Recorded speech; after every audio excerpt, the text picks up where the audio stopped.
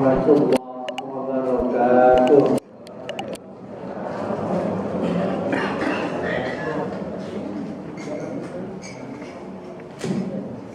Alhamdulillah, alhamdulillahilladzi khalaqal insana fi ahsani taqwim wa hammala 'alaihi al-amanah fi ahsani taqdim.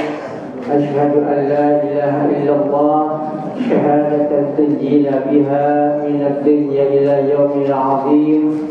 Wa asyhadu anna Muhammadan mustafa aminul karim.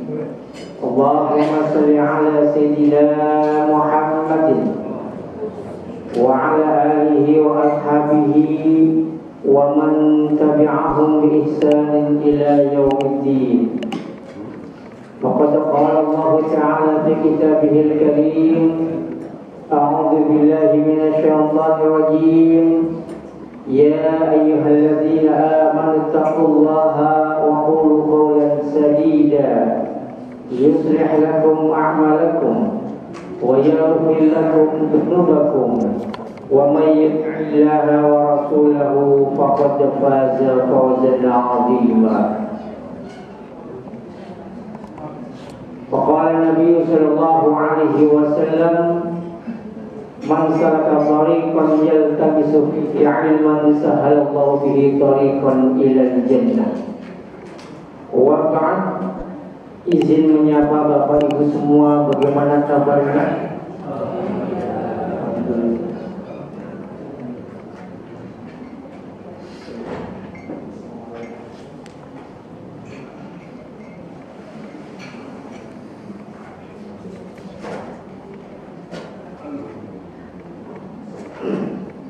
Ke rumah Wa istirahat makan bubur. Saya doain jamaah masjid At-Taqwa badan pada sehat, rezekinya semakin subur. Amin. Saya doain semua juga pada sehat, baik yang duduknya nyender maupun yang kagak nyender. Saya doain yang kagak nyender juga tambah sehat, yang nyender gak ngantuk. Ya, jangan doanya habis kita Allahumma ahli wa amut ya. Alhamdulillah, dengan izin Allah memberikan kepada kita nikmat iman, nikmat sehat yang kita akui, nikmat panjang umur dan sehat merupakan nikmat yang paling berharga. Betapa tidak, mungkin beberapa tahun yang lalu, beberapa bulan yang lalu, banyak di antara saudara-saudara kita yang belum lama bercanda duduk bersama dengan kita, namun saat ini belum bisa kembali hadir, belum bisa membersamai kita karena sakit. Tadi disampaikan ada jamaah kita, Pak Haji siapa ya? Yang sedang dirawat, John ya. Doain semoga Pak Haji John dan jamaah sekalian yang lain yang sedang Allah uji sakit, Allah sehatkan badannya, Allah pulihkan kesehatannya, dan semoga kembali bersama kita bersama-sama beribadah di Masjid At-Taqwa. Alhamdulillah, mungkin ini kali pertama saya hadir di depan jamaah sekalian. Ya mungkin beberapa tahun kedua tahun yang lalu sempat dijadwalkan cuma kesiangan. Ya Alhamdulillah, pada kesempatan kali ini Allah takdirkan bisa hadir membersamai kita sama-sama untuk sama duduk ya, dan bermuajahah.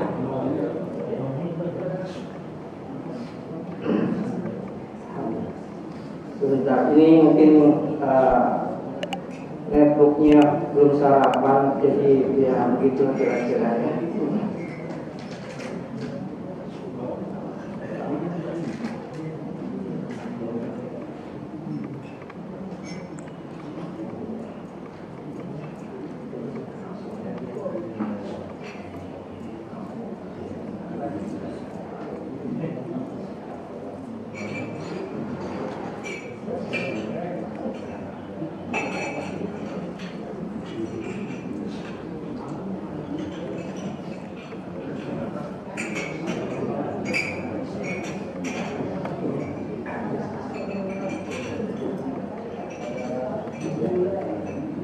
Baik, Bapak Ibu jemaah yang dirahmati Allah, alhamdulillah kita sekarang berada di tanggal berapa Pak? 17 Agustus ya. Tepatnya 80 tahun yang lalu Allah berikan kita karunia nikmat merdeka. Alhamdulillah.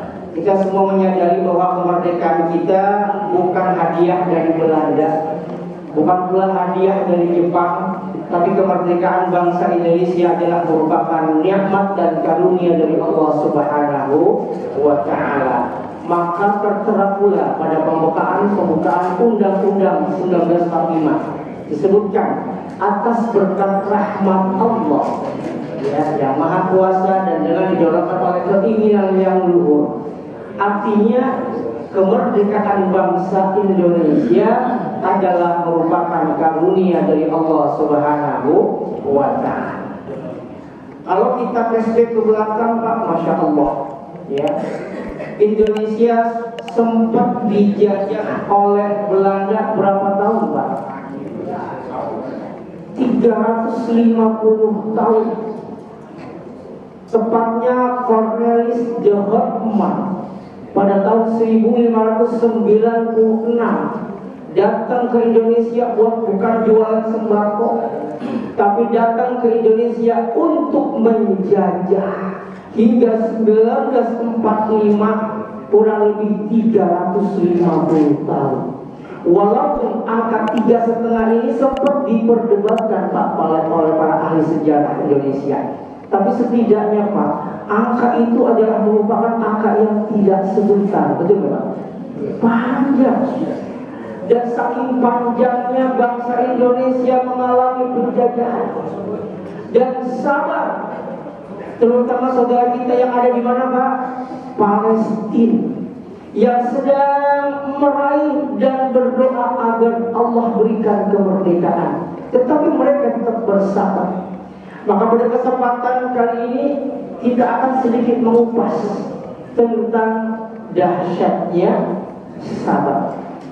Kenapa Bapak Ibu yang dirahmati Allah, kita kok membahas perkara sabar? Karena Pak, 3,5 tahun bukan perkara yang sebentar Bapak Ibu, perkara yang lumayan panjang.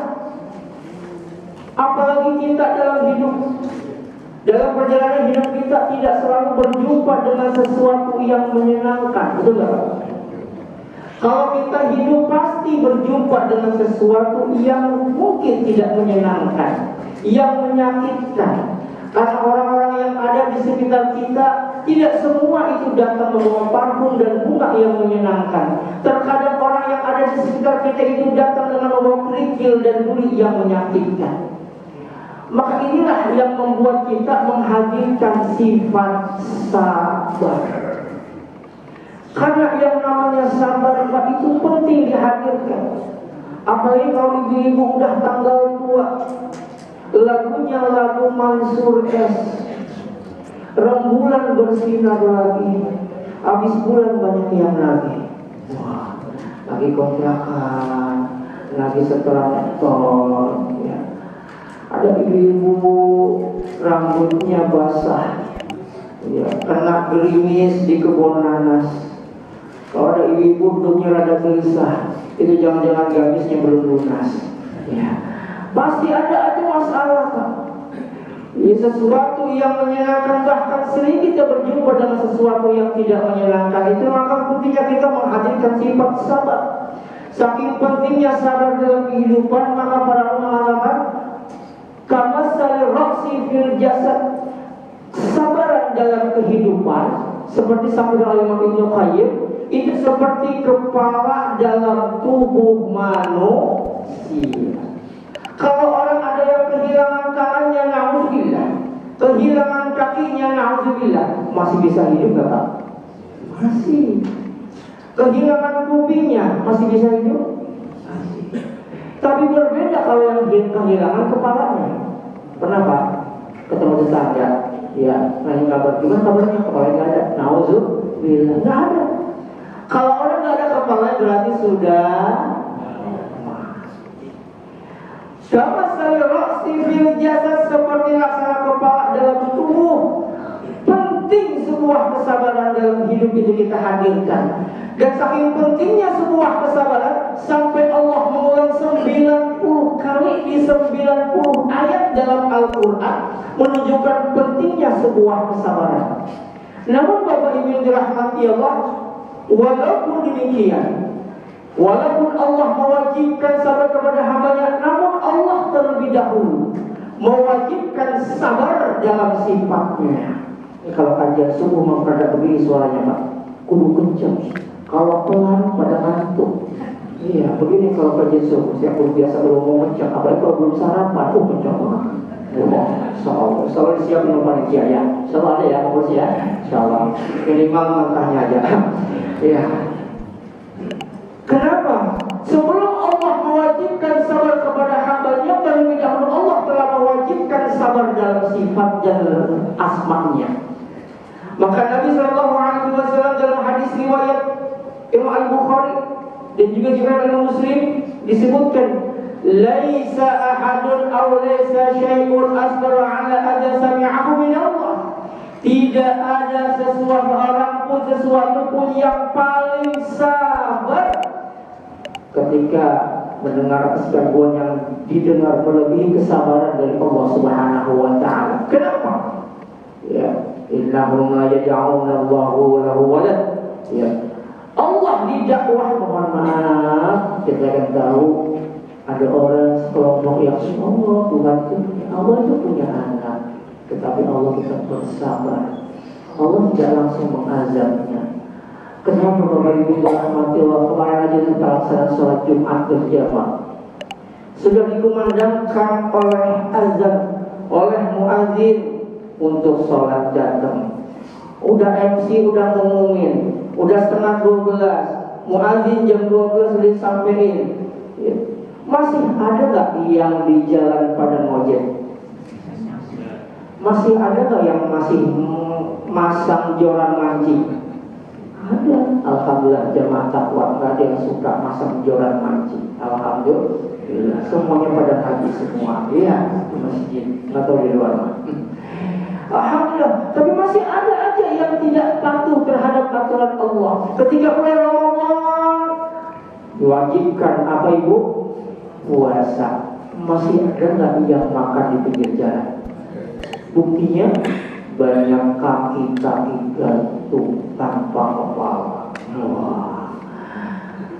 Harus idealnya Pak, Ibu, orang dikasih nikmat, disuplai kesenangan, harusnya kalau dia tidak patuh langsung dihukum. Betapa banyak Allah berikan kepada hambanya kesenangan tapi dibalas dengan kekufuran. Betapa banyak orang memberikan hambanya kesehatan tapi dibalas dengan kemaksiatan. Allah berikan banyak kesenangan, kenikmatan, bahkan kesehatan tapi dibalas dengan ketidakpatuhan. Tetapi Allah Maha bersabar. Allah tidak langsung diazab, Allah tidak langsung menghukum. Allah Maha bersabar, menunggu dia bertobat kepada Allah, menunggu dia kembali ke jalan yang benar. Kalau Ibu lihat ada orang baru pulang baru nyampe dari kampung, modal cuma dengkul doang, Ibu modalin, Ibu kasih kerjaan, kalau perlu Ibu kasih kendaraan, ya. Ibu suruh beliin kecap doang ke warung kagak mau, gimana perasaan Bu? Gak tahu Ibu tuh habis manis sepah. Wah, kesel gak Bu kalau kayak gitu? Itu kita tapi Allah Maha bersabar. Allah tunggu dia, barangkali nanti Allah kasih hidayah, lagi duduk di kajian Ahad subuh, dengerin ceramah para asatidnya, alhamdulillah kecantol 1-2 ilmu, kembali ke jalan yang benar. Alhamdulillah, Allah Maha bersabar.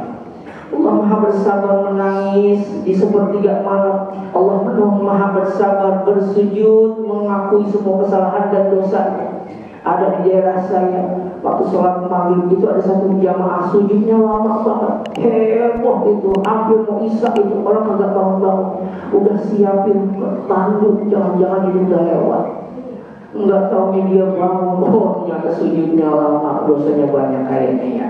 Iya, Allah Maha bersabar. menunggu kita untuk bertobat kepada Allah Subhanahu wa Ta'ala. Maka Allah pun setelah memerintah, telah mewajibkan dalam sifat bersabar, maka Allah pun memerintahkan kepada kita, ya, asbir kama sabarul azmi minar rusul, dan bersabarlah sebagaimana para rasul dari ulul azmi ketika mereka bersabar. Kita lihat ulul azmi, 5 para utusan Allah yang maha bersabar.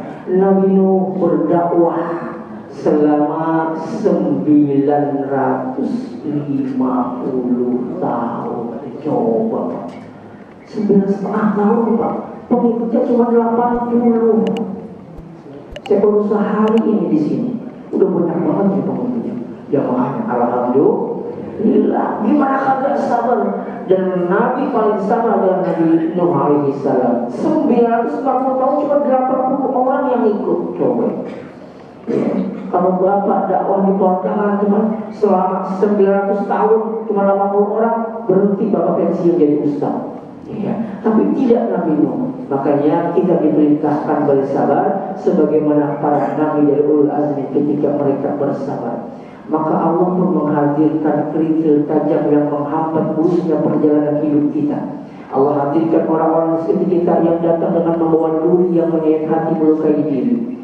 Bisa jadi itu berupa pasangan hidup yang ternyata karakternya tidak sesuai dengan harapan dari pasangannya. Mungkin ada di antara ibu bapak yang sering dicerewetin sama istri, sering Pak. Sabar gak Pak? Alhamdulillah. Ibu juga demikian, balas dendam. Ya. Ibu sering dibuat pusing oleh kelakuan ayah bapaknya, kelakuan suaminya. Kadang-kadang suaminya ngomongnya kasar, tapi ibu tetap bersabar. Alhamdulillah. Seorang anak merawat orang tuanya yang sudah renta dan sakit-sakitan, bersabar. Seorang orang tua yang terkadang mengerutkan dahinya, menggelengkan kepalanya melihat tingkah lemah dari anaknya, bersabar. Atau seorang ibu yang ketika melahirkan ternyata melahirkan anak yang cacat fisik dan mentalnya, naudzubillah, bersabar. Ya. Ada seorang tetangga yang sering diganggu oleh tetangganya karena kalau nyetel musik gede-gede banget mengganggu kenyamanannya, bersabar. Allah hadirkan juga semua, bagi pedagang, bagi pengusaha, bagi pejabat, semua Allah hadirkan sifat sabar. Yang dagang, yang dulunya ramai sekarang sudah berubah. Ya, para pedagang di pasar minggu tadinya Masya Allah gampang banget nyari duit, baru datang jambuk langsung duitnya jadi. Tapi begitu Masya Allah sekarang udah kalah sama online, betul gak? Iya, kalau Bapak datang ke pasar minggu Masya Allah banyak toko yang tutup. Iya, tapi tetap bersabar. Kalau Bapak Ibu yang dirahmati Allah, semua keinginan dikabulkan, kalau semuanya dimudahkan, lalu di mana kita akan mendapatkan pahala kesabaran? Nah, inilah pentingnya kenapa kita perlu bersabar. Nah, pertanyaannya, kenapa kita perlu bersabar? Pertama jawabannya, karena kita masih di dunia. Kalau Bapak udah kagak sabar, kemana Pak? Ke laut. Karena kita masih di dunia. Karena yang namanya dunia adalah darul bala, tempatnya ujian, tempat yang memancing Bapak untuk bersabar. Karena setiap hidup kita, setiap inci dalam perjalanan hidup kita tidak selalu berjumpa dengan kesenangan. Terkadang kita mengelingkan air mata, terkadang kita mengerutkan dahi kita, menggelengkan kepala kita, menghela nafas kita panjang-panjang terhadap masalah yang ada di hadapan kita. Baik suami, istri, anak, orang tua, semuanya merasakan demikian. Kenapa? Karena kita masih di dunia. Makanya kalau ada yang bilang kalau sabar itu tidak ada batasnya. Kalau ada orang yang bilang sabar ada batasnya, berarti dia sebetulnya belum bersabar. Lalu kapan Ustaz sabar itu batasnya? Batas sabar itu ternyata bukan di dunia. Batas sabar kita adalah sampai kaki kita tidak menginjakkan di pintu surga Allah Subhanahu wa taala. Saya doain semua majelis at-taqwa, khususnya yang hadir kajian Ahad pagi ini, semuanya Allah hadirkan, Allah takdirkan dimudahkan masuk ke dalam surga Allah. Amin ya rabbal alamin. Kalau kita lihat Bapak dibuka surat Ar-Ra'd ayat 24, itu ada ucapan malaikat ketika menyambut para penduduk surga ketika baru pertama kali menginjakkan kakinya di surga. Kalimat para malaikat adalah Assalamu alaikum bima sabartum. Selamat ya atas kesabaran Bapak, kesabaran Ibu, kesabaran adik-adik semua, abang-abang semua, ketika menjalani setiap inci dalam kehidupan, ketika berjumpa dengan pekerjaan, ketika berjumpa dengan usaha di dagangan, ketika berjumpa dengan keluarga yang disayang, ya semuanya berjumpa ternyata menghadirkan sifat sabar. Dan terus tetap sabar dalam menjalankan taatnya, sabar dalam menghadapi musibahnya, tetap taat kepada Allah, maka fani'ma uqbadar, ya, fani'ma uqbadar, sebaik-baik balasan itu adalah balasan yang terakhir, yaitu surganya Allah Subhanahu wa ta'ala. Ucapan malaikat ini menunjukkan bahwa dunia itu identik dengan ujian. Selamat ya atas kesabaran kalian ketika di dunia. Kenapa? Karena dunia itu emang tempat untuk kita bersabar. Ya, udah tanggal muda kok cek juga belum datang, gaji juga belum cair, sabar. Ya. Selalu menghadirkan kesabaran. Orang tua udah membesarkan anaknya, anak udah pada kerja, udah punya rumah sendiri. Udah sebulan 2 bulan gak pernah datang ke rumah, bahkan nelpon aja enggak. Sabar. Ya. Karena memang dunia ini tempatnya bersabar. Ya. Yang kedua, kenapa sih kita kudu bersabar? Karena kita Bapak Ibu seorang muslim agar tidak jatuh cinta pada dunia yang suka melengahkan kita, yang suka melupakan kita tentang negeri akhirat. Kalau kita semuanya disenangkan, semuanya dimudahkan, apa aja gampang semua, yang ada karahiyatul maut, hubbud dunya wa karahiyatul maut. Ini yang disebut wahmi. Ya, cinta dunia, takut mati. Entah kalau mati, ini harta siapa yang bawa? Entah kalau saya mati, ini nanti anak-anak siapa yang ngasih makan? Ya. Kalau saya mati, entah anak-anak saya makan apa? Makanya para nabi mengatakan ketika beliau hendak meninggal dunia, kalimatnya ma ta'buduna min ba'di. Nah, kalau ayah sudah tidak ada, kalau ibu sudah tidak ada, apakah kalian masih tetap menyembah Allah? Apa yang akan kalian sembah? Apakah kalian akan menyembah Allah? Apakah menyembah dunia? Apakah menyembah pekerjaan? Apakah akan menyembah uang sebagai Tuhan kalian? Ya, ini makanya agar kita tidak gampang jatuh cinta sama dunia. Contoh gampangannya begini: kalau ibu naik angkot, ya dari Pasar Minggu ke Manggarai, kalau dulu mah ada 62 ibu ya. Ya sekarang udah kagak ya. Ya sekarang udah ganti busway. Ya, kalau dulu ibu naik angkot, udah mana angkotnya itu bodong. Angkotnya itu udah knalpotnya luar biasa, udah gak nyaman, ya soknya udah rusak, nunjuk-nunjuk, nyampe Manggarai, belum nyampe Manggarai, baru nyampe Robinson, ujuk-ujuk, ibu nyaman gak boleh angkot kayak gitu bu? Pikirannya apa? Kapan cepet sampai? Begitu pula Pak, kita sedang naik kendaraan, kendaraannya akan kita bawa nanti di akhirat Pak. Belum gak nyaman, digonjang dengan masalah, digonjang dengan ujian, gak nyaman Pak. Tujuannya di tempat Anda itu bukan di sini. Dunia itu bukan tempat tinggal. Sebetulnya dunia itu tempat meninggal. Tempat tinggal kita sejatinya di akhirat. Ini hanya kendaraan kita. Saya sebagai ustaz hanya sebagai kendaraan, bapak sebagai pejabat juga sebagai kendaraan, ada sebagai pedagang, itu kendaraan kita. Ada sebagai orang tua, sebagai anak, sebagai karyawan, itu kendaraan menuju akhirat. Ya. Dalam proses perjalanan kendaraan kita, wajar dong kalau ternyata ketemu sama polisi tidur, yang tidurnya aja bikin susah. Ya, gimana kalau bangun? Apa polisi tidur kamu jawab? Gitu. Nyaman nggak dengan polisi tidur, Pak? Enggak nyaman. Tapi itulah proses kehidupan. Ya, agar kita tidak gampang jatuh cinta kepada dunia. Tempat kita sebetulnya bukan di sini. Tempat kita di negeri akhirat. Kalau dapat berjumpa dengan kezaliman, kenapa saya dizalimi oleh penguasa? Kenapa saya disakiti oleh tetangga? Ingat, tempat kita bukan di sini. Saya pengen membahas enggak kuasa. Tempat kita memang bukan di sini. Tempat kita di negeri akhirat nanti. Bersabar. Ya.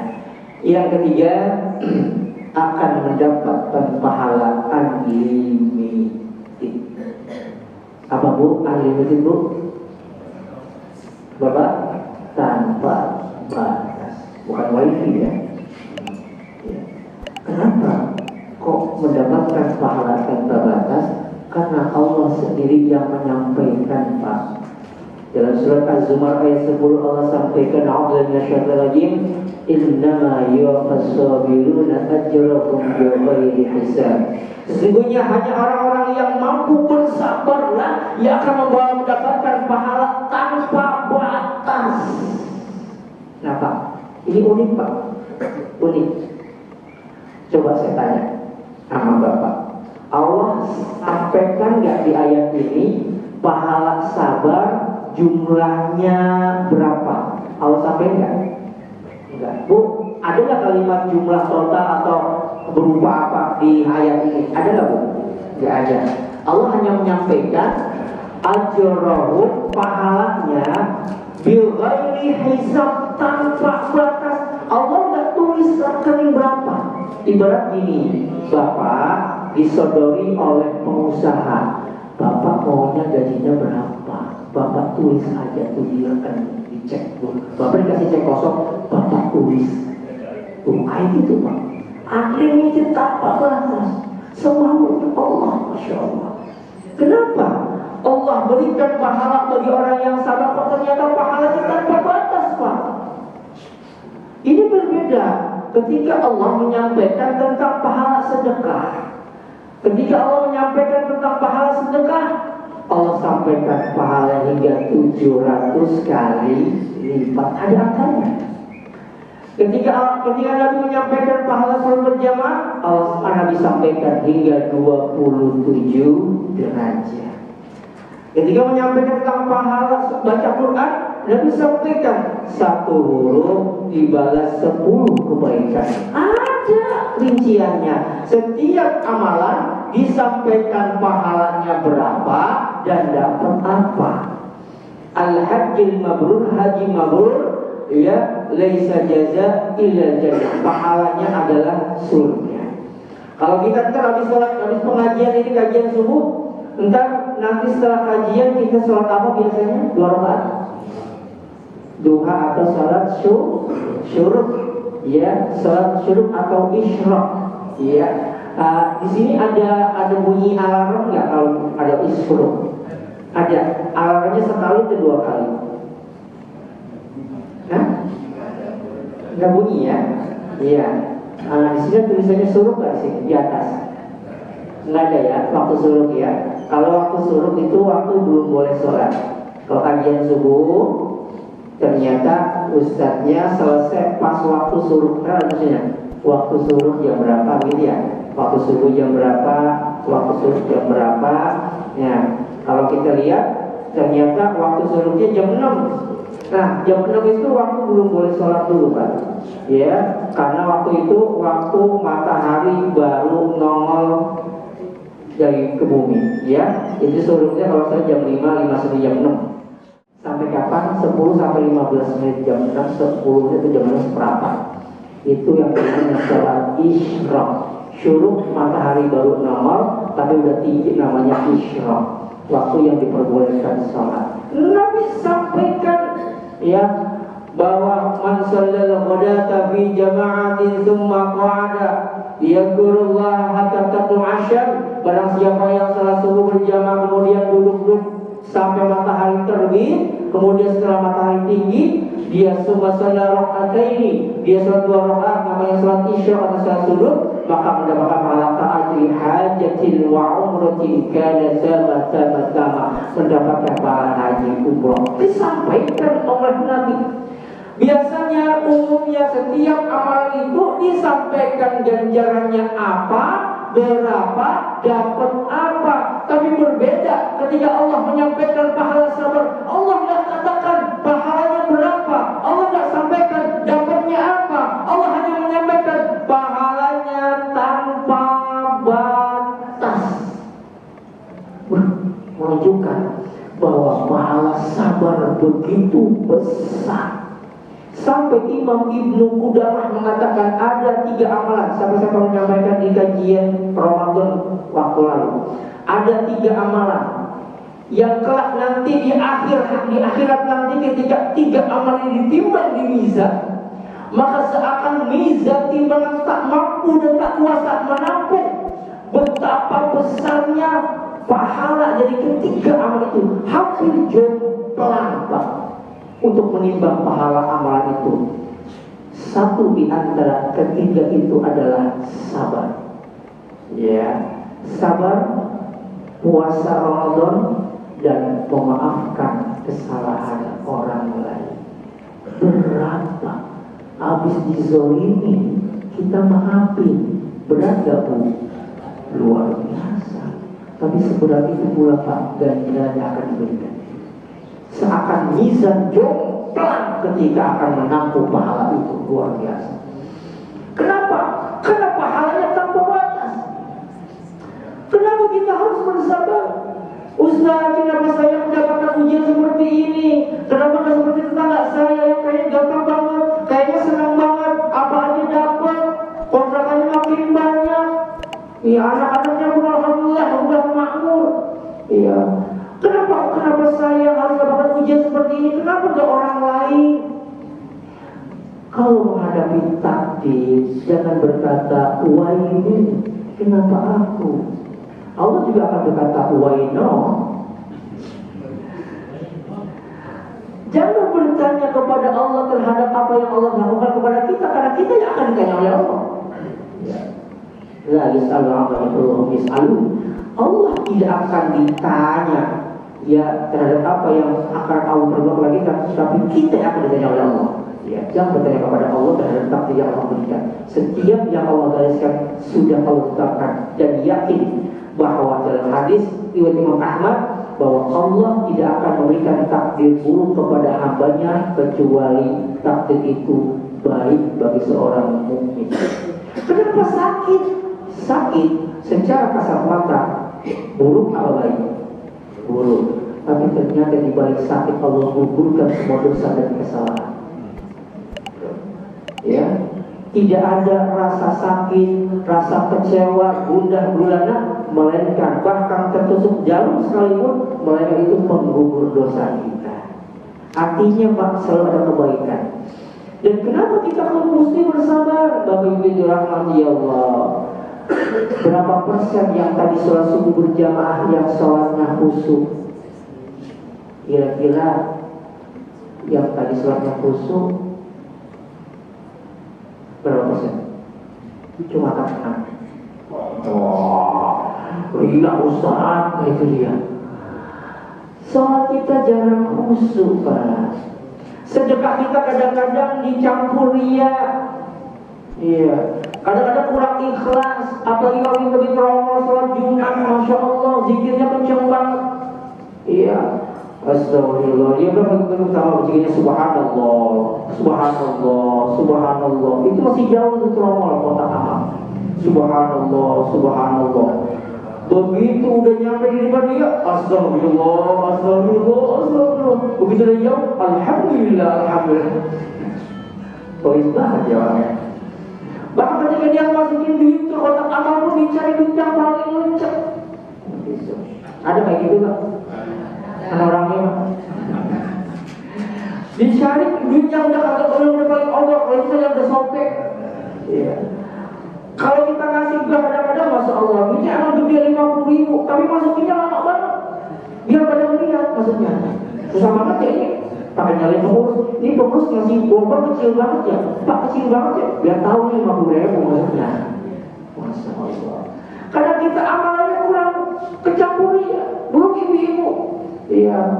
Kalau di Al-Qur'an tuh kalau kasih kotak apa pakai ini. Bak. Iya. Ya Pak ya.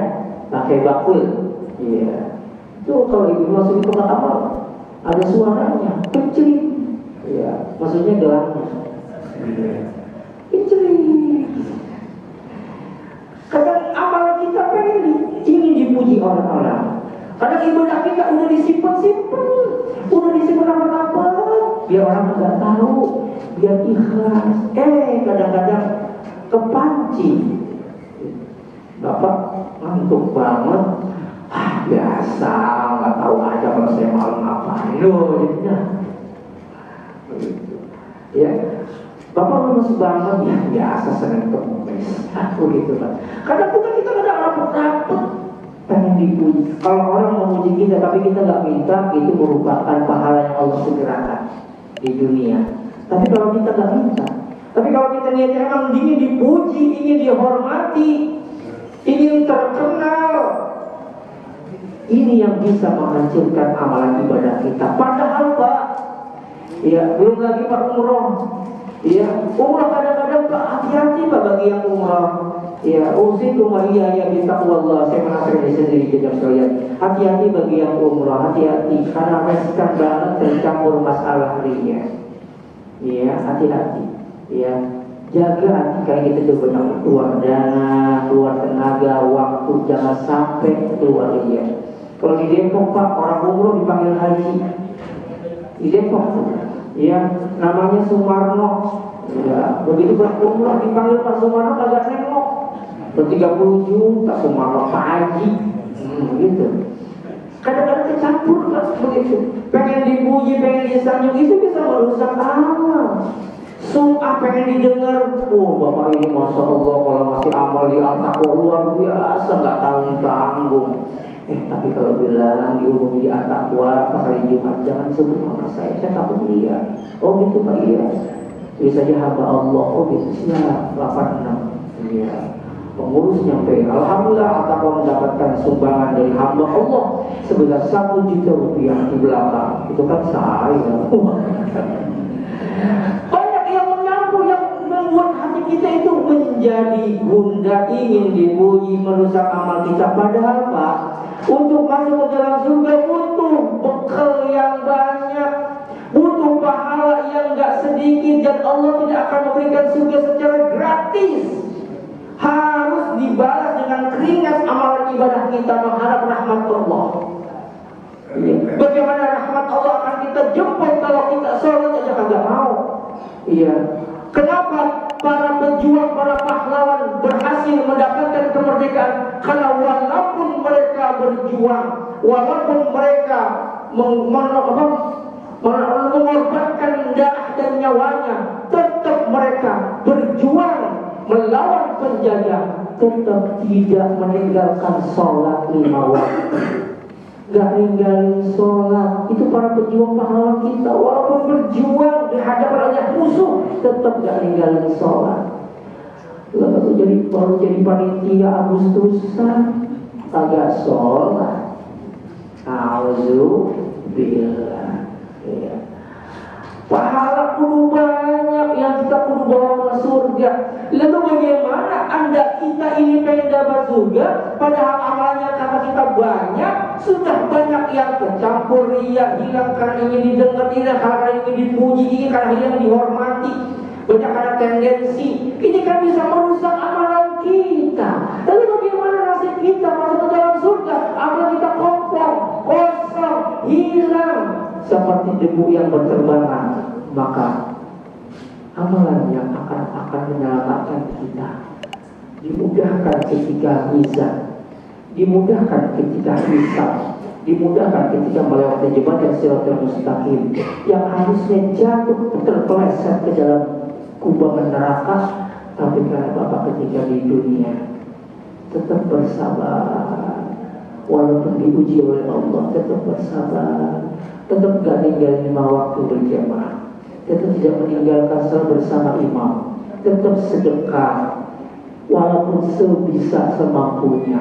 Gak ada uang ngasih ke binatang, ngasih ke kucing makanan. Yang penting tetap sedekah, tetap infak yang kita punya, tetap istiqomah baca Qur'annya walaupun diuji dengan berbagai macam cobaan dan ujian, tetap zikir kepada Allah walaupun diuji digonjang-ganjing dengan perkara-perkara yang membuat mengerutkan dahi, membuat pusing kepala, tetap bersabar. Maka dengan sabar yang pahala tanpa batas itulah yang akan menyelamatkan, meluluskan jalan kita masuk ke dalam surganya Allah, hingga disambut oleh malaikat, Assalamualaikum bima sabartum. Selamat ya Bapak, selamat ya Ibu, karena ketika Bapak dan Ibu di dunia tetap bersabar walaupun dapat ujian. Inilah alasan kenapa kita perlu bersabar.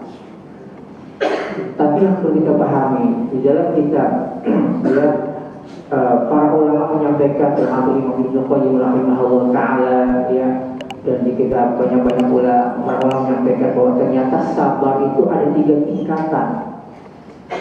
Yang kita tahu sabar ketika dapat musibah, enggak Pak, ternyata sabar itu gak cuma segitu Pak.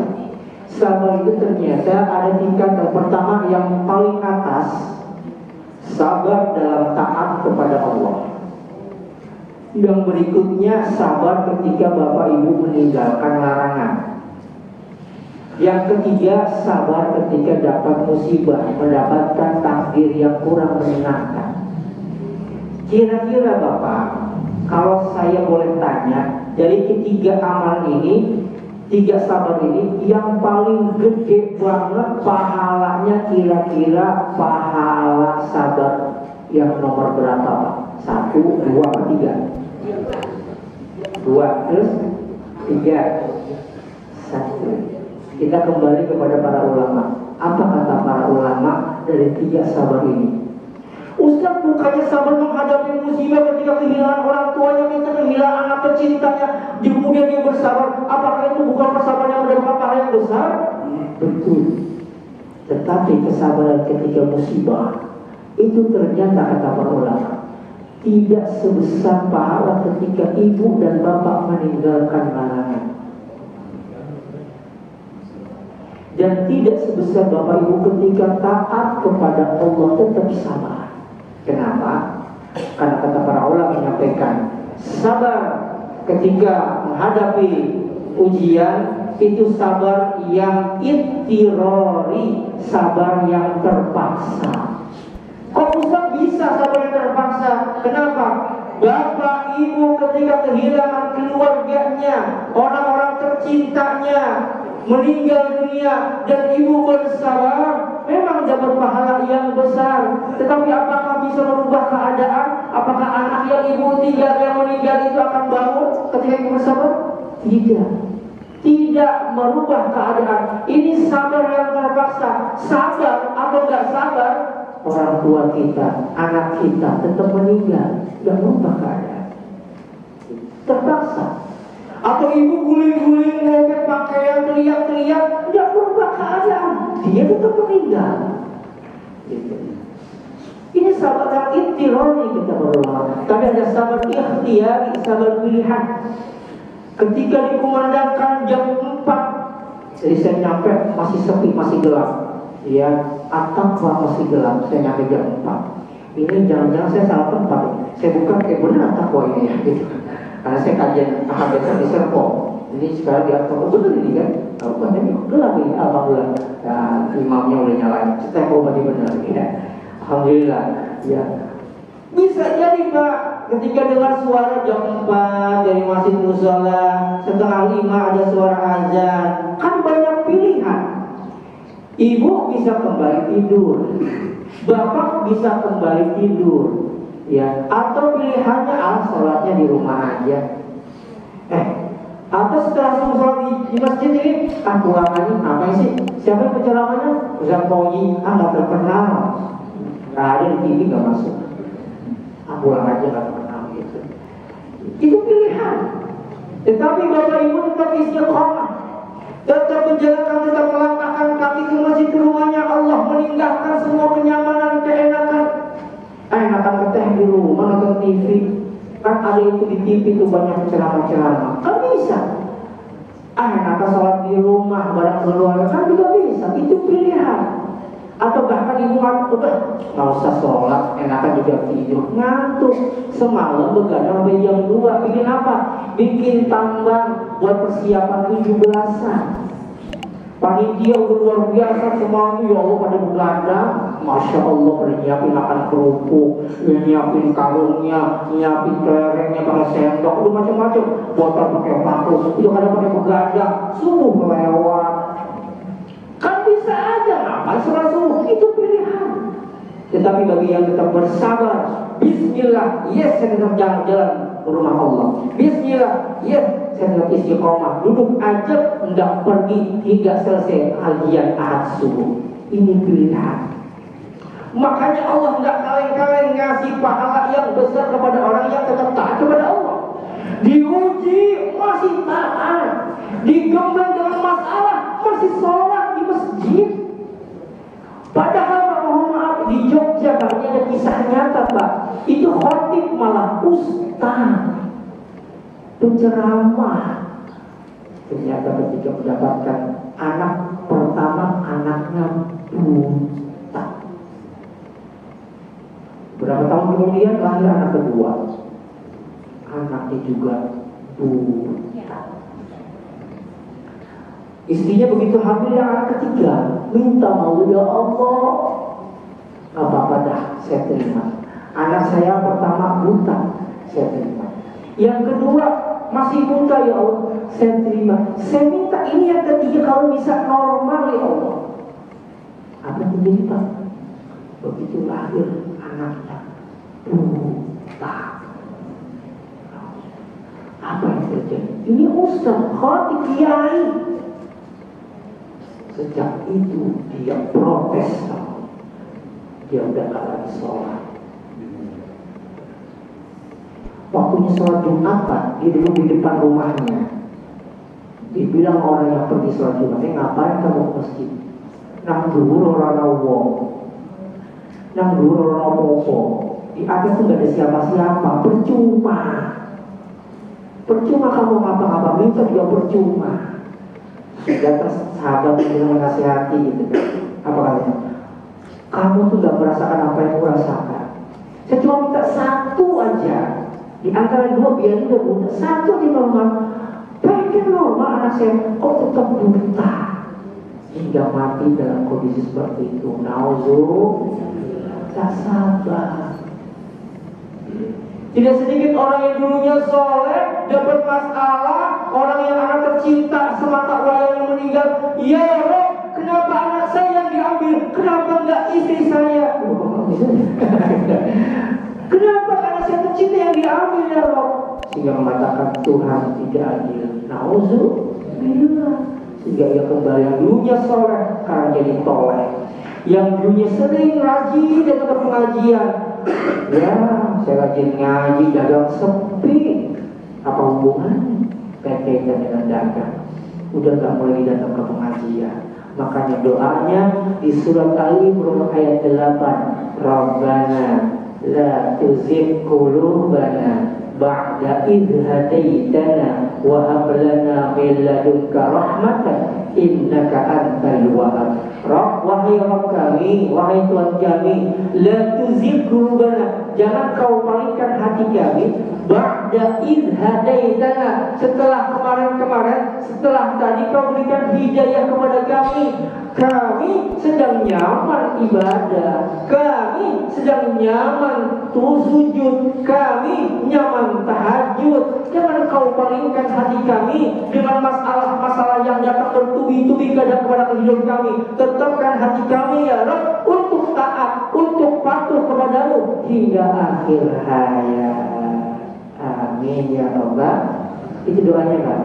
Rabbana la tuzigh qulubana ba'da idh hadaitana wa hab lana min ladunka rahmatan innaka antal wahhab. Sering dibaca ya. Sama ya muqallibal qulub sabbit qalbi ala dinik. Wahai Tuhan yang membolak-balikkan hati. Kolbu itu bolak-balik. Tadinya taat, sekarang juga ahli maksiat. Nauzubillah. Ya, dulunya orang yang suka maksiat, sekarang jadi kiai. Ada, gitu. Yang membolak-balikkan hati. Sabit kolbi, tetapkan hatiku ya Allah untuk tetap taat dan patuh menghadapmu, taat kepadamu, walaupun ujian datang dengan bertubi-tubi. Karena yang namanya hidup pasti kita akan berjumpa dengan hal itu. Karena apa kita perlu bersabar? Karena yang pertama kita masih hidup dunia. Ya, kenapa kita masih bersabar? Yang kedua, agar kita tidak gampang jatuh cinta kepada dunia, sehingga kita malu atau tidak mau, takut mati. Ya, khawatir semuanya akan mati. Kalau saya mati nanti saya berjumpa dengan Allah yang mempertanggungjawabkan, yang menghalalkan segala cara. Yang penting saya senang. Ini yang harus diperhatikan. Yang ketiga, orang bersabar. Kenapa bersabar? Karena akan mendapatkan pahala tanpa balas. Nah, sabar dalam taat itu meliputi tiga keadaan. Dan Imam Ibnu Qayyim Qudamah al-Maqdisi, sabar sebelum beramal, sabar ketika beramal, dan sabar setelah beramal. Sebelum beramal sabar Pak, tetapi nanti walaupun banyak masalah Pak, Bapak belum mau datang ke masjid, ya Allah saya ngapain ke masjid, pegang sepi. Nah, gitu. Terus saya kalau ke masjid, ini pelanggan datang siapa yang melayani, gitu.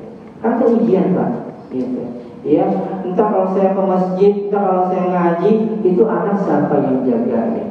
Itu ujian juga. Ya, macam-macam. Sebelum beramal diuji, sabar. Bismillah, kuatkan. Makanya tipsnya untuk ibadah yang pertama paksa. Itu doanya. Mau ngapain Bapak? Mau baca Quran? Doanya Allahumma paksain. Kalau Bapak gak dipaksain, saya yakin Bapak gak bakal nyampe di masjid. Betul gak? Kalau Bapak gak maksain, saya yakin Bapak gak bakal bisa membaca Quran. Lebih nyaman baca HP, WA. Bisa berjam-jam. Mama, Dede belum makan, tak dulu ngapal di asik. Ada gak gitu Bu? Mana orang? Suaminya bisa bikin kopi. Tadi ya, lagi live nih. Ya Allah, meninggal apa? Sedih. Ya. Padahal Quran nggak dibaca, nggak pernah sedih. Ya. Paksain, Allahumma paksain. Jam 3 bangun, paksain tahajud. Allahumma paksain, ya, sebelum beramal. Ketika beramal, bismillah, sabar menunggu azan qomat, sabar berdoa, sabar ketika sholat, nggak terburu-buru, ya, walaupun imamnya bacanya, untung tadi bacanya pendek, ya, coba alif lam mim, lama juga, ya. Allahu Akbar itu satu ayat doang. Ya, sabar walaupun imamnya juga bacanya panjang, sabar.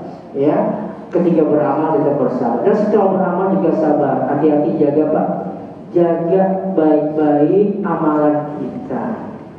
Karena amalan yang bisa merusak ibadah kita itu amalan hati Pak. Banyakkan amalan hati. Ya, merasa ujub, saya lebih soleh dari dia. Ya, dia mah orang baru. Saya lebih khusyuk dari dia. Dia mah apa? Soalnya kocok-kocok doang. Hati-hati. Merasa lebih baik dari orang lain itu bisa merusak amal. Ya, tetap merasa rendah yang bahwa mereka walaupun penampilannya seperti itu, oh mungkin ikhlasnya lebih daripada saya. Oh mungkin dia orangnya lebih memaafkan daripada saya. Selalu merasa orang lain lebih baik daripada kita. Setelah beramal, ya jaga keikhlasannya, tetap bersabar walaupun setelah beramal. Ya, dan keutamaan sabar dalam taat yang nomor satu, mendapatkan pahala yang jauh lebih besar daripada tidak sabar dalam taat. Yang kedua, Allah memberikan kematian husnul khotimah. Kalau kita Bapak bersabar seperti itu, tetap bersabar, tetap datang ke masjid 5 waktu sholat berjamaah, tetap sabar membaca Quran, tetap sabar sedekah walaupun semampunya, tetap bersabar memberikan kebaikan kepada orang-orang tercintanya, maka Allah karuniakan seperti begitu pula sebagaimana kebiasaan hidup kita dalam kondisi yang baik dan mati dalam kondisi yang baik, husnul khotimah. Dan yang terakhir, Allah berikan masukkan ke dalam surga sesuai dengan amalan yang diistiqomahkan dalam sabar. Pintu surga banyak, ada pintu sholat, pintu puasa, pintu sedekah. Kalau Bapak Ibu sabar dengan itu, saya yakin Bapak Ibu punya prioritas amal yang berbeda.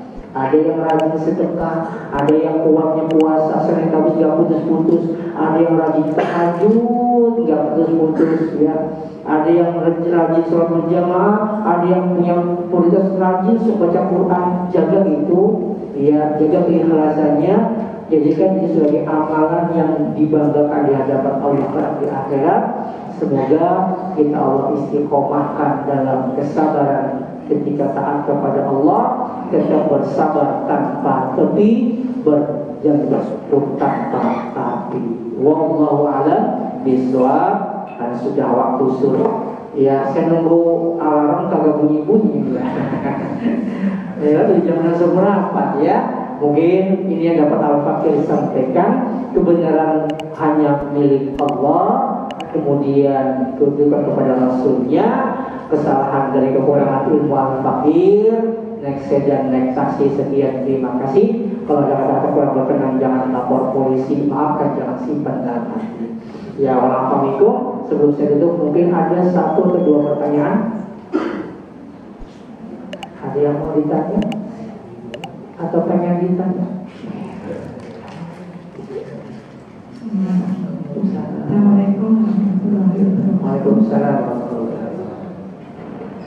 Menolong kajian ini bisa, kemudian saya bisa sabar karena saya belum sabar. Tapi ini saya ingin mohon tolong dijelaskan bagaimana ini maksudnya surah Al-Baqarah ayat 261. Gimana? Al-Baqarah 261. Satu lagi Al-Baqarah sampai ke 1. 261. Oh, 261. Tolong dijelaskan. Iya. Makasih Ustaz. Iya, sama-sama. Al-Baqarah 261. Ya. Masalul ladzina yunfiquna amwalahum fi sabilillah kamathali habbah, ya, amada sab'a sanabila fi kulli sunbulatin mi'atu wa yudha'ifu liman yasha. Ya, ini Allah menggambarkan tentang pahala sedekah. Allah gambarkan pahalanya dapatnya apa, berapa. Orang yang sedekah, masalul ladzina yunfiquna amwalahum fi sabilillah, perumpamaan orang yang berinfak di jalan Allah, kamathali habbah, seperti ya biji itu amada sab'a sanabila, yang menumbuhkan 7 tangkai. Setiap tangkai itu tumbuh lagi. Sab'a filsum itu habbah. Setiap tangkai keluar 100 biji. Berarti kurang lebih 700 biji. Maksudnya sedekah, pahala sedekah itu pahalanya bisa berbeda-beda. Kok bisa? Karena 10.000 yang keluar dari seorang biasa akan berbeda dengan 10.000 yang ada di saku pejabat. Kalau pejabat pengusaha 10.000 itu kayak duit 500 perak. Iya, jatuh paling nggak dipungut. Iya. Tapi kalau tukang parkir megang 10.000 itu masya Allah bisa buat akan berbeda walaupun nominalnya sama. Apalagi harta itu harta yang paling disukainya. Ibu punya baju terbaik, terbagus, ya. Ketemu sama ada ibu-ibu pinggir jalan, bajunya compang-camping, mau maaf sampai kelihatan auratnya. Ibu langsung pergi ke rumah, ngambil baju kan banyak. Ada yang baju layak pakai, ada yang baju udah gak kepake. Iya. Nah, kenapa pahala bisa beda? Kalau ibu ngomel ini baju terbaik saya, ibu kasih pahalanya itu bisa lebih dari itu.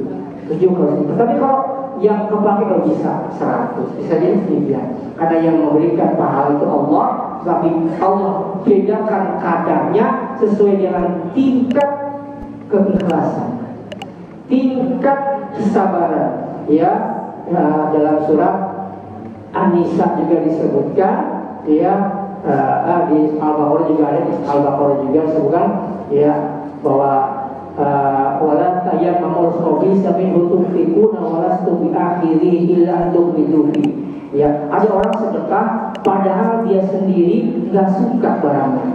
Ya, cari baju yang udah paling jelek, ya nggak apa-apa sih, ya. Ya dia sendiri udah mau pakai. Duit yang udah paling lecek, dia sendiri nggak mau nyimpan. Ya, itu orang kalau kayak gitu tuh, itu kan digambarkan Al-Baqarah itu sebetulnya nggak layak sebetulnya. Ya, untuk mendapat pahala yang terbaik. Dia tetap dapat pahala sedekah, tapi jangan berharap pahala yang terbaik.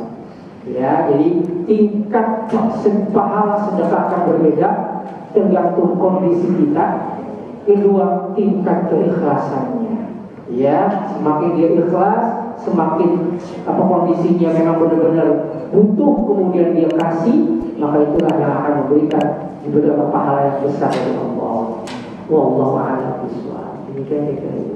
Ya, sesuai dengan kondisi pahalanya besar, kondisinya ibu kau seperti apa, dan tingkat keikhlasan. Wah. Wallahu yudhaifu. Allah lipat gandakan. Ya, bisa lebih dari 7 kali lipat lagi. Tergantung itu. Semakin butuh ibu, ya. Seperti banyak kisah di para ulama, dia pakai baju terbaik, ketemu orang yang hampir meninggal, baju terbaiknya dikasih ke dia. Iya. Tapi ada baju yang paling baik. Ya, mungkin ibu bapak pernah dengar kisahnya, ada seorang sahabat yang meninggal dunia, yang dia hampir sholatnya di pojokan, tiba-tiba Nabi gak pernah lihat, gak pernah lihat lagi orang itu. Ya, tiba-tiba kok ini orang mana? Biasanya sholat di sebelah kanan. Ternyata ditanya, oh rumahnya jauh. Di mana rumahnya? Rumahnya ternyata kurang lebih 3 jam perjalanan dari Madinah. Luar biasa. 5 waktu berjamaah, gak pernah telat sholat, tapi rumahnya kurang lebih 3 jam jauhnya. Nabi bersama sahabat, ini walaupun hadis ini diperkatakan Nabi bisa disambil ibrohnya, datang ke sana, ternyata nyampe ke sana penasaran, ini kemana, sakit apa? Ternyata sedang berduka, istrinya terisak-isak, menangis, ternyata suaminya sudah meninggal. Ya, tapi dia bertanya, dia sebelum meninggal dia ngomong begini, kenapa enggak jauh, kenapa enggak banyak, kenapa enggak yang paling bagus? Ya, kalimatnya 3 sebelum dia meninggal. Kenapa enggak paling jauh, kenapa enggak paling banyak, kenapa enggak paling bagus? Ya, kenapa belum begitu? Oh, Nabi jelasin. Oh, ternyata mungkin Nabi dapatkan ilham. Kenapa bilang gak paling jauh? Ternyata ketika beliau meninggal dunia, beliau ditampakkan pahala sholatnya luar biasa. Langkah kakinya dihitung oleh Allah begitu besar pahalanya. Saking ditampakkan gede pahalanya, 3 jam perjalanan. Kalau dari sini mungkin kemana Pak? Depok ada ya? Ya, saya rumahnya Depok. Tapi alhamdulillah saya gak jalan kaki, saya naik motor Pak. Ya, jalan itu. Ya, 3 jam ini ditampakin ini loh pahala Anda sholat ini. Setiap langkah itu dapat pahala. Iya. Dia bilang gini, oh kalau tahu begitu kenapa nggak lebih jauh lagi? Yang kedua, kenapa nggak lebih banyak? Ketika dia perjalanan mau ke masjid, dia bawa makanan 1 roti. Dia ketemu ada orang yang udah bikin perut. Kenapa Pak? Sudah lapar, udah makan 3 hari nggak makan. Ya kayak saya, udah 3 jam nggak makan dari Depok. Ya. Nah, kenapa? Itu roti dipotong 2 Pak. Separuh buat dia, separuh buat dia pegangan buat sampai ke masjid dia perjalanan. Begitu ditambah pahalanya, kenapa nggak lebih banyak lagi saya kasih? Kalau bisa semuanya. Yang ketiga, kenapa nggak yang paling bagus? Yang ketiga, dia ada orang mau hampir mati kedinginan di padang pasir, dia mau ke masjid, ada orang hampir mati kedinginan. Akhirnya dia ada beberapa lapis baju, ya dikasih baju yang paling luar, Pak. Padahal baju yang paling bagus di dalamnya, dikasih yang paling luar. Ketika meninggal ditampakin pahalanya oleh Allah, ya. Faman ya'mal mithqala dzarratin khairan yarah, ditampakin. Jadi orang meninggal itu pahala dan ditampakin oleh Allah, ya. Akhirnya apa? Kalau tahu begitu pahalanya, kenapa yang paling bagus saya kasih? Ya, artinya Pak, pahala akan Allah lipat gandakan kalau yang kita berikan adalah benar-benar yang terbaik. Kondisi keadaannya emang benar-benar kita butuh, tapi kita kasih. Harusnya Bapak dapat 700 kali lipat, tapi karena benar-benar ikhlasnya, benar-benar ikhlas, seperti kopi, gula dalam kopi, ya, gula dalam kopi. Kenapa kopi dikatakan kopinya nikmat, kopinya enak? Bukan karena kopinya Pak, kopinya mah pahit, tapi yang bikin enak karena gulanya. Nikmat, tapi gulanya nggak pernah menonjolin. Itu cuma kopi, nggak ada kopi gulanya, ya kan? Kopinya, ya. Jadi orang ikhlas itu seperti gula dalam kopi itu, ya. Dia tidak menampakkan, tapi dia berasa, ya, mendapatkan rasanya di situ. Istiqomah, ya. Semoga ini yang Allah membuat Allah melipat gandakan. Ketika kapan Allah lipat gandakan? Ketika Allah itu, dia benar-benar ikhlas membantu, dia benar-benar ikhlas mengharapkan ridho Allah. Inilah yang melipat gandakan pahalanya. Wallahu a'lam bishawab. Ya, ada lagi? Mau ada? Cukup ya, sudah siang. Ya, pada lomba ya. Iya. Semoga apa yang kita sampaikan kita bincangkan, ya, mendapatkan banyak kebaikan. Semoga Allah memberikan pahala kepada kita, ridho dan rahmat kepada kita. Semoga jamaah takwa Allah berikan keistiqomahan, Allah berikan kepada husnul khatimah. Amin ya rabbal alamin. Itu ucap pada hadis. Subhanakallahumma wa bihamdika asyhadu an la ilaha illa anta astaghfiruka wa atubu ilaik. Wassalamualaikum warahmatullahi wabarakatuh.